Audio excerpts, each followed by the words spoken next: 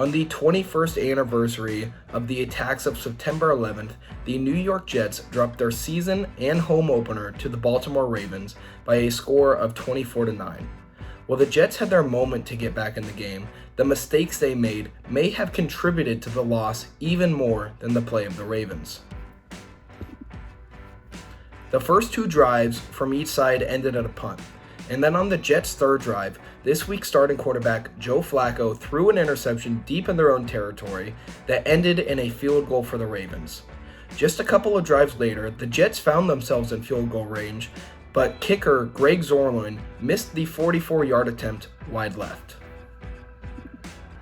Despite the defense holding stout and forcing the Ravens to punt, the offense could just not get anything going.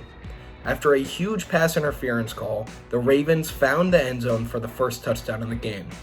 A Michael Carter-led offense was able to put up 3 points before the half ended. However, the Ravens led the Jets 10-3 at the half. Here's what Michael Carter had to say about dropping this game. I feel like I learned a lot today. I'm in the learning stage of the season. Everybody's trying to figure who they are out. Everybody's trying to figure themselves out. So, to say disappointed would be kind of like a discredit to the good things we did today. Obviously, we want some things back. But obviously, we got a good quarterback and they got a good team.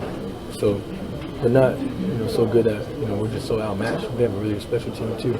Super talented and gritty. And we got to play more complementary football. I think that's what it comes down to. Starting the second half, Lamar Jackson and the Ravens used the mistakes by the Jets to score 2 touchdowns in the third quarter. After a Ravens fumble that should have been recovered by the Jets was recovered by the Ravens, the next play turned into a 55-yard strike to Rashad Bateman for a touchdown. On the ensuing drive, the Jets fumbled at the Ravens' 15-yard line, and then on the next drive, they had a turnover on downs on a 4th and goal play from the Ravens' 7. The Jets were able to pick off Jackson on their last defensive series and score a touchdown on their last offensive series. However, it was far little too late, and the Jets fall to 0-1 on the season. Joe Flacco finished his day with 59 pass attempts, completing 37 of them for 307 yards to go with a touchdown and an interception. However, Flacco was pressured 11 times in this game. Here's what offensive lineman Laken Tomlinson had to say. We just got to do a better job of protecting the ball, obviously. It starts up front, and, something we can go back and look at and get back to the drawing board. Michael Carter finished today with 10 rushes for 60 yards and added 7 receptions for 40 yards.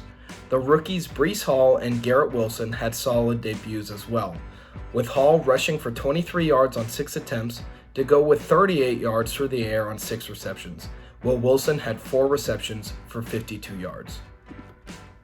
Defensively, the Jets were led by linebacker C.J. Mosley with 11 tackles. DJ Reed also pulled in the interception for the Jets. The 2 first-round picks in Sauce Gardner and Jermaine Johnson also had solid debuts for the Jets. Johnson had 2 tackles to go with half a sack, and Sauce Gardner had 2 tackles as well with a pass deflected. Here's what Johnson had to say about his first NFL sack. Wide was on the ball, tight end was on the ball.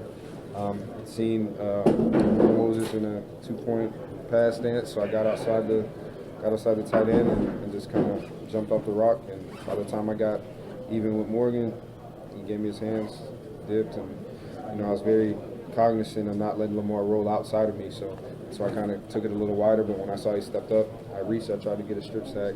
He didn't throw it. Seen him step up and then just jumped on him. The Jets will travel to Cleveland next week, facing a Browns team coming off a 26-24 victory against the Carolina Panthers. For WFUV Sports, I'm Danny Scott.